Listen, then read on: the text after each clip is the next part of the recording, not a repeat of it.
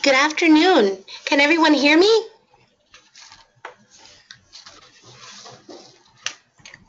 Well, good afternoon. It is my pleasure to welcome everyone to the newest installment of Diabetes Sisters Live Class webinar, Diabetes, Diabetes and Summer Eating. If life is a beach, then how does diabetes fit in the cooler? My name is Anna Norton. I'm the CEO of Diabetes Sisters, and I will also be moderating today's webinar.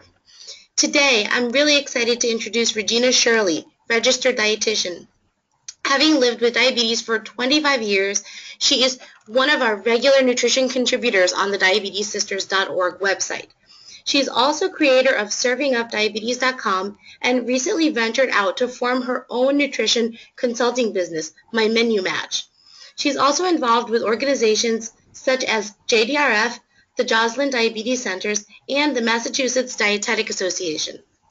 Regina's greatest accomplishment has been her successful pregnancy resulting in a healthy baby girl, now a rambunctious toddler.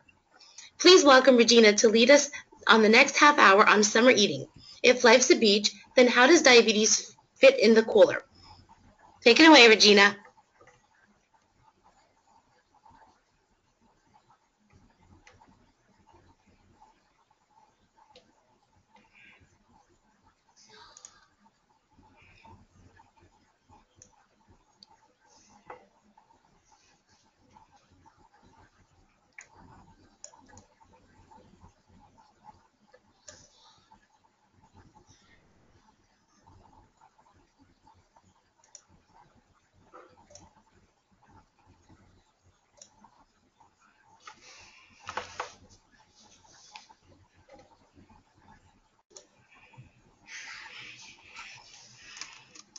Okay, hi everyone. I'm going to get started. This is Regina Shirley. Unfortunately, I apologize. Anna and I are having a little bit of audio trouble here with this webinar, and for some reason we can't hear her voice, but we can see her typing.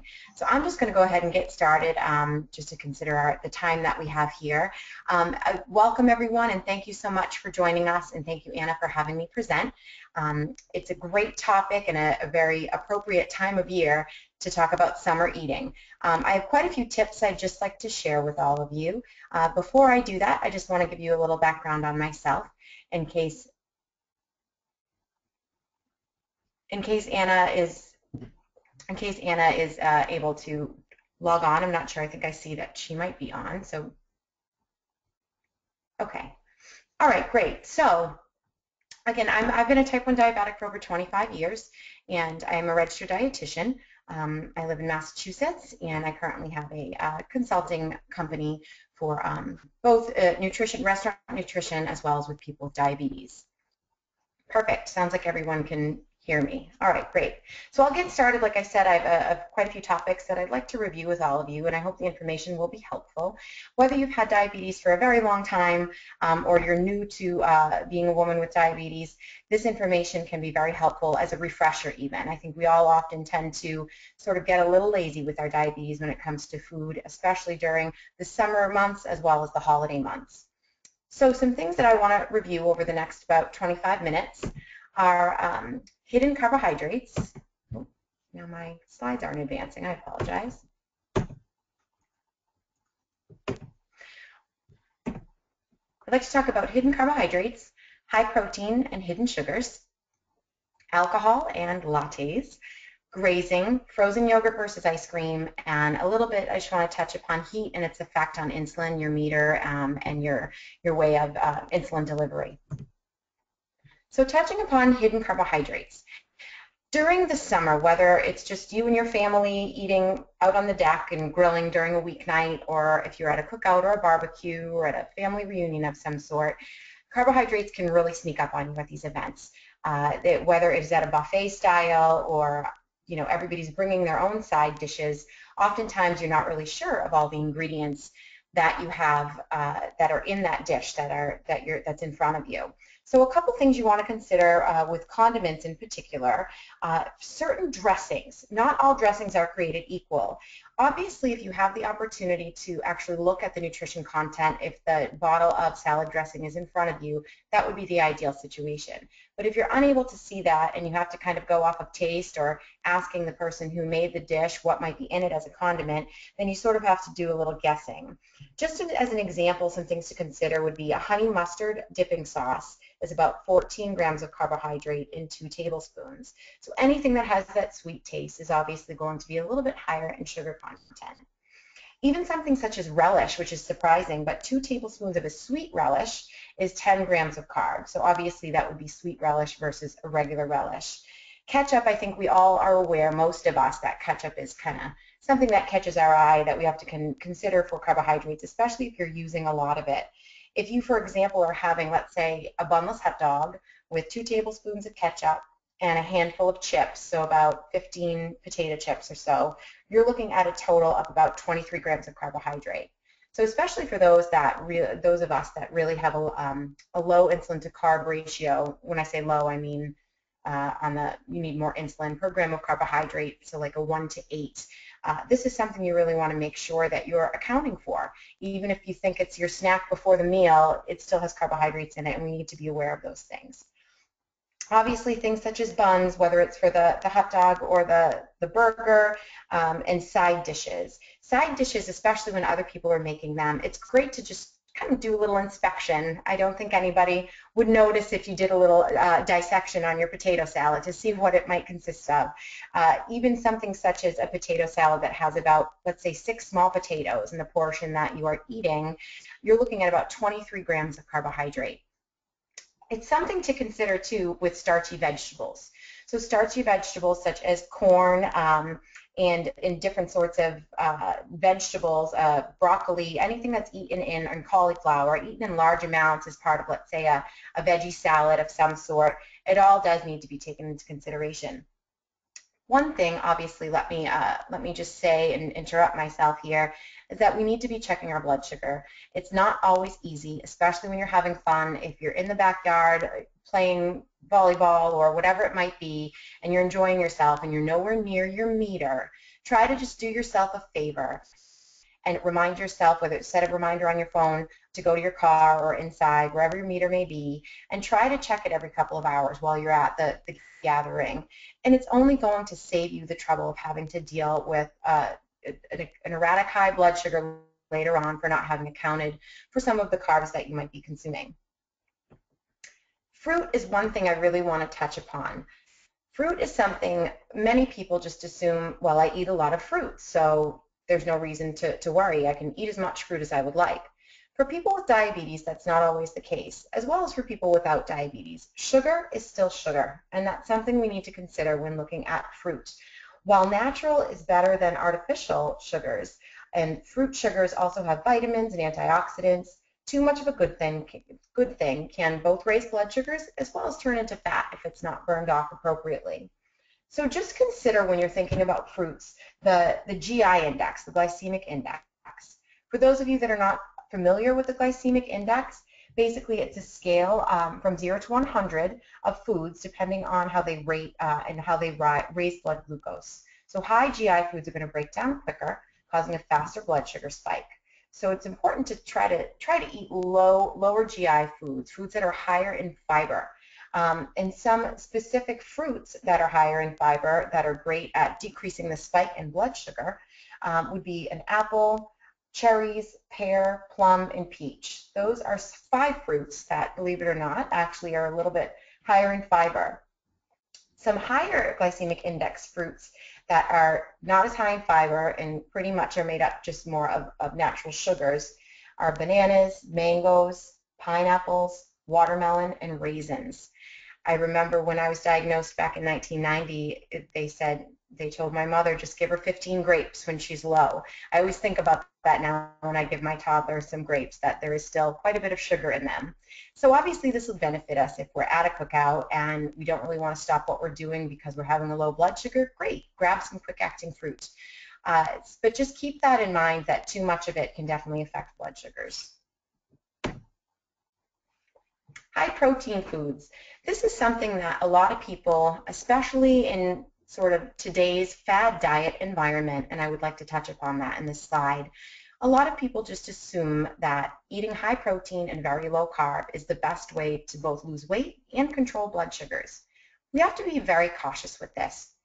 Obviously, we all know that yes, eating lower carbs and more lean proteins are going to help our bodies sort of metabolize things a little bit better and help with weight control as well as blood sugar control. But too much protein can definitely be a bad thing. For people with diabetes, our goal is to eat a balanced meal. As a dietitian, I'm somebody that doesn't really believe in dieting, especially for people with diabetes. We have to almost think backwards a little bit and think about how people with diabetes ate before there was fast-acting insulin or before there was insulin pumps, and we ate healthy, balanced meals throughout the day. So taking fad dieting out of it and learning just a few simple tips and ways that you can help make changes within your own eating patterns can really make a big difference. So protein, believe it or not, each person roughly should be consuming anywhere between 50 and 70 grams of protein a day. That's obviously going to vary significantly based on your sex, your height, your weight, your age, and how active that you are. So definitely something to keep in mind is if you think that being on this high protein, low carb diet is something you would like to do for yourself for a short amount of time, it's not something I personally recommend for a long period of time, as it can do more damage than good to your body. To consider that if you're consuming up to 40 grams of protein in one meal, that's enough to potentially raise blood glucose. Protein is one of those macronutrients that you really need to do trial and error with quite a bit and see how much protein you would need to eat for it to really affect your blood sugar. One portion of protein is about 7 grams. So if you're looking at about a 4-ounce portion of salmon or a 4 to 5-ounce portion of boneless chicken breast, big enough to fill your palm, that's about 7 grams of protein right there. So especially at things like cookouts and barbecues and any sort of parties or get-togethers, oftentimes if you're not snacking on all the fruit and pasta salad, you're probably eating quite a bit of protein and asking for seconds maybe on that hot dog or that burger or with those steak tips. And that's just fine. But if you're doing a lot of that throughout the day, just keep an eye on your blood sugars, and it might be something that you want to consider adjusting your insulin for, especially if you're wearing an insulin pump. It might be a good idea to add on an extended basal rate. And we can talk a little bit more about that in a second. One thing I did want to point out about calories in general. So protein is about 4 calories per gram. Carbohydrates have 4 calories per gram, and fat has 9 calories per gram. So obviously we want to try to avoid fat calories as much as we can, not for just people with diabetes, but for our health in general. So obviously we get that, we pulled the lucky straw of not only having to be concerned about carbohydrates as people with diabetes, but also it's a good idea to be watching sodium and fat just for overall health, especially if you're somebody who has a history of high blood pressure or any sort of heart disease. So when you are looking at that grilling in the summer, try to avoid things that are very heavily seasoned with a lot of salty seasoning and also have a lot of oil in them. If you yourself have a great recipe for, let's say, a low-fat pasta salad or a low-sodium marinade for one of the steak tips, I really would encourage you to maybe talk to your host if you know them and see if they'd be willing to either use that or you could bring your own food. And to another point, if you do know the host, and this is something that if you've been having a lot of trouble controlling blood sugars at large get-togethers, maybe you'd feel comfortable reaching out to the host to see what sort of foods might be there so that you can sort of plan ahead. And if you're somebody that really does the barbecue circuit and the party circuit during the summer, or the family get-togethers are always at your house every weekend, it might also be a great idea to make a list of all of the foods you commonly eat at these get-togethers so that you can do a little research on your own, either through an app that you may have or on the web or through your dietitian, and make a list of the common grams of carbohydrates that are in these common meals that you eat so that, again, you can start to just see some patterns. Increasing hydration is very important during the summer months in general, but also especially if you are eating higher protein during the weekends at some of these gatherings. You need to make sure that you're hydrating your body so that all the processes are working properly. And just to touch again upon fad dieting, you know, I'm not saying that all the fad diets are necessarily awful for you. Some of them do benefit and really help people kick off a healthy eating pattern, and some people just need some diet, some high protein, low carb, or specific diets that they may find work for them to kind of kick off their healthy eating. And that's okay, but I really would definitely recommend that if you are going to make any drastic measures in the way that you are eating, please consult with your doctor, consult with your dietitian or your diabetes educator, because for people with diabetes, we really need to be very careful. Playing with food in a way that we're restricting certain foods from our bodies, it's going to mean we're going to need to adjust our insulin. And you just want to be cautious and not end up coming into an emergency situation of a lot of severe low blood sugars because you're depleting things from your diet. And just as a little side note, your brain actually really requires about 120 grams of carbohydrate every day to function properly. So it's okay to be on a somewhat low carb diet, but I'm not a fan of the extreme low carb diets. Then it starts to affect our ability to think and process things. And we all know if we're also dealing with a high blood sugar on top of that, it can make it even more difficult. Alcohol drinks and coffee drinks. This is one of my favorite topics. I'm sure that even if you're someone who doesn't drink alcoholic beverages, you probably may drink a latte or a smoothie during the summer. So hopefully this topic will apply at least a little bit to all of you in some way. As people with diabetes, we know now, especially in 2015, here we are, we have all this technology. We can pretty much eat and drink whatever we want as long as we account for it, and as long as we test our blood sugar and account for that and adjust our insulin accordingly. Alcohol is something that, believe it or not, many people don't see the hidden carbohydrates in alcohol. We may all already be aware that the sour mix and the margaritas and all the different fruity punch drinks, those are drinks that we need to be really careful of because obviously they've got juices and lots of sugared syrups, and they're very high in sugar. But one thing to consider is you can still have those yummy drinks on occasion and in moderation and still enjoy them too. For example, if you're looking at a margarita, 2 ounces of sour mix that's normally used in a regular margarita is about 17 grams of carbohydrate. So another great substitution for that would be to ask the bartender to make you a skinny margarita and see if they can use just fresh squeezed lime juice.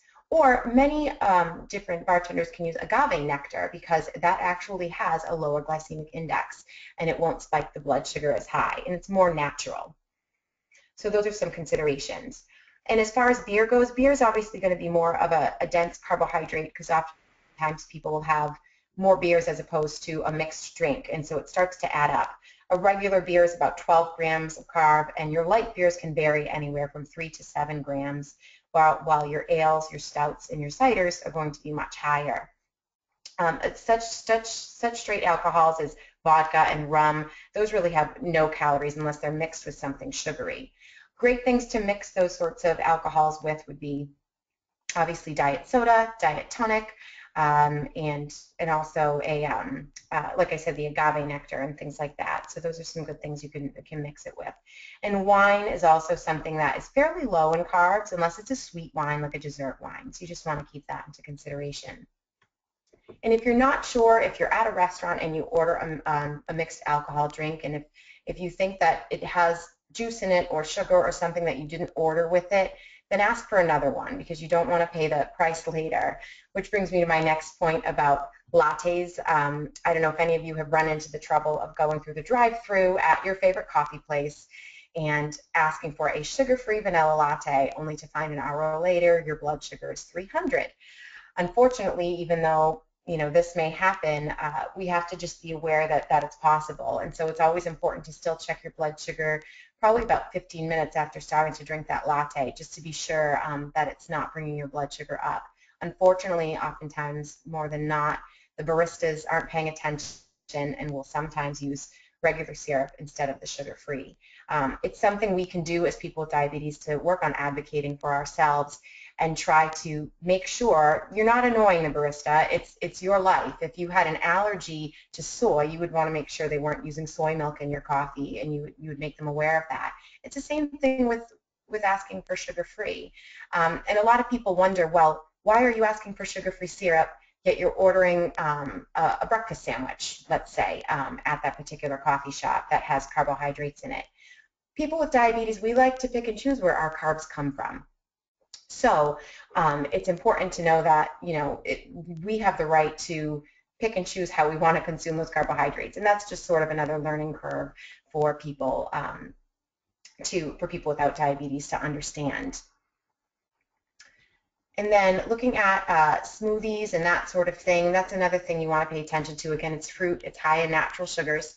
So you would like to try to maybe just adjust for that with your insulin, and probably getting a smoothie would be a better thing to do when your blood sugar is more to the normal or lower end. Just to get back to the alcohol topic again real quick, as far as for people that don't use insulin or who are not on insulin, might just be on oral medications or be diet controlled with diabetes, as far as alcohol beverages go, the added sugars are still something that you need to be aware of, and I would really just recommend that you ask the advice of your dietitian or diabetes educator depending on what blood sugar control regimen you are on. If you're on a medication such as metformin, there might be certain times of the day that it might be better for you to potentially have that mixed drink and be able to enjoy it without worrying about your blood sugar going too high. Or if it's something that you are controlling with multiple different kinds of medications, or maybe just a pill and a long-acting insulin, it's important to kind of take notes. So you could experiment a little bit, and it might be a little tedious at first, and I say this for anybody who's trying to manage their blood sugars and using either medication, diet, or an insulin pump, or a continuous glucose monitor. Take some notes and rule out some things. Play a little trial and error so that you know what will happen next time. Also, with the alcohol piece, please be careful, because for people with diabetes, it often can mask the feelings of low blood sugar, hypoglycemia. So we just want to be cautious that when we are having a few drinks and enjoying ourselves, that we are more than often checking blood sugar, because primarily the body is going to use that alcohol for energy before it's going to get it from carbohydrates and fat. And what that means is that if your blood sugar is low, it may not be going in to get your stores of carbohydrate to help increase that blood sugar on its own. So you want to make sure that you're never alone while you are enjoying that alcohol, and making sure that you're checking your blood sugar frequently. Planning ahead as far as when you go to different summer parties, holiday parties, whatever it might be, it's a great idea to do a little Googling to help yourself understand, like I mentioned earlier, keeping a list possibly of some common foods that you like to eat at these events, and keeping a list of carbohydrates. Try to balance your plate the best you can. Obviously, as I mentioned earlier, we want to try to give ourselves the opportunity to just eat healthy and balanced. It's not always possible, and it's okay to treat yourself, but it's a nice idea to try to balance it out with a little bit of protein, carbs, and fat. And leave room for dessert. You deserve it. Why not? I'm a big believer in not depriving yourself, but focusing on portion control. This is a great way to help you feel like you are eating what you would like to be eating, but also taking caution with your diabetes, or potentially for other health reasons. It's a big thing with portion control. If you just want that dessert, just have a little bit less of it. You'll feel better afterward, and it's better for your blood sugar. And also take into consideration any activities you may be doing before or after you may be at the buffet or the barbecue. So if you know that you're going to be active, whether it's swimming or playing outside with the kids, you may want to check more frequently and potentially use an alternate method of medication or insulin. This is my favorite slide, and I'm glad that this will be available to all of you. I think it kind of opens everybody's eyes to the misconceptions about frozen yogurt and ice cream. And I see that I only have a few more minutes here, so I'll run through this fairly quickly, but you'll have access to this so you can look at it on your own. What I'd like you to focus on is the column of carbohydrates and not look at anything else right now. So if you look at that column of carbohydrates, your eyes probably go right to the 14 grams. Well, geez, that's the least amount of carbohydrates, and that's what I would want to eat. Funny enough, that's your full-fat ice cream. So your full-fat ice cream, and this is just a Breyer's vanilla ice cream as an example, it's going to have the least amount of carbohydrates, but the highest amount of fat. And then if you again look in the carb column, and you see the 23 and 22 grams of carbohydrate, those are your soft-serve Dairy Queens or soft-serve fat-free frozen yogurts. In general, it's not that significant of a difference. We're 6 to 8 grams of carbohydrate difference between full-fat ice cream and low-fat soft serve or a Dairy Queen. But if you're somebody who really loves your ice cream, especially in the summer, and you like to go out and get a little half a cup of ice cream, a kitty size, although kitty sizes at most ice cream places I've been to are still enormous. That's why it's always a good idea to share with somebody. It's something to consider so that, again, you can kind of have your dessert and eat it too. I personally, as a dietitian, would give the recommendation, again, going back to portion sizes. If you're someone that really loves your ice cream, don't deprive yourself of regular hard serve ice cream. I would just get a smaller portion, and because you're going to see it's going to have lower grams of carbohydrate. And just as a side note, for many of us that have had diabetes for a long time and dealt with low blood sugars in the middle of the night, ice cream is the best at night if you're struggling with hypoglycemia in the middle of the night. This is also true for kids especially because it has that perfect balance of protein and fats and carbohydrate to help sustain the blood sugar a little bit more throughout the night.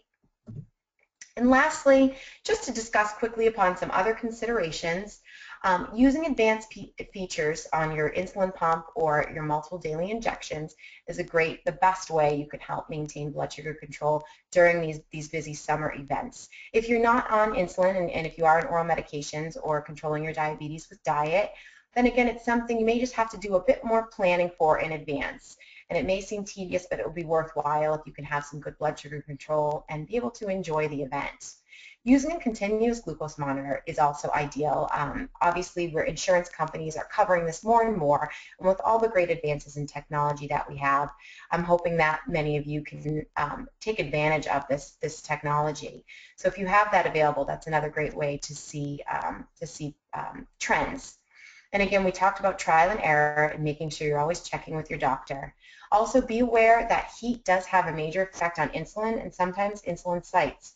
If you tend to sweat a lot in the summer, or if you are often at the beach or working outside, let's say in the garden or whatever it might be, or if you're a runner, you may want to consider how your insulin is working and potentially changing your insulin site more frequently, or making sure you're not keeping a vial of insulin in a hot car. Those are some common sense things, but those are some things that people tend to forget about, so just a little reminder. And also making sure you're washing your hands before checking your blood sugar, because sunscreen, ketchup, and all of those summer things can definitely have an effect on your fingertips if you're not wiping them off before you check your blood sugar. So that's it right now. So thank you all very much for joining, and these slides will be available, and also feel free to check out my blog at servingupdiabetes.com, which has more extensive information and articles on a lot of the topics that I discussed here. Well, thank you. Thank you very much, Regina. I, for one, learned some things that I didn't know, so I appreciate that very much. Before we sign off today, I want to thank everyone for registering and participating in today's webinar. As Regina mentioned, we will have the slides and audio available tomorrow on our website, so you can access them. You will also be able to access the slides and audio in our July newsletter, which will come out on July 6th. I hope to see you at our next webinar. It's scheduled for September 16th at 4 o'clock Eastern on diabetes and eating disorders. In the meantime, have a wonderful summer. Thank you very much.